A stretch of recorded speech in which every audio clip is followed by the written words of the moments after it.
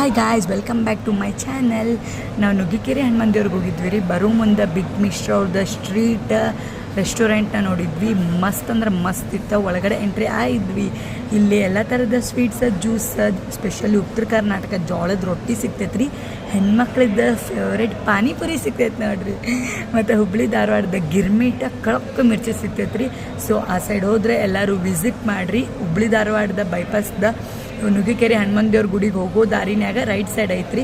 ಹೊರಗಡೆನೂ ಕುಂದ್ರಾಕ dining table ಎಲ್ಲ ಮಾಡಿದ್ದಾರೆ. ಒಳಗಡೆ ರೆಸ್ಟೋರೆಂಟ್ ಟೈಪ್ ಐತಿ.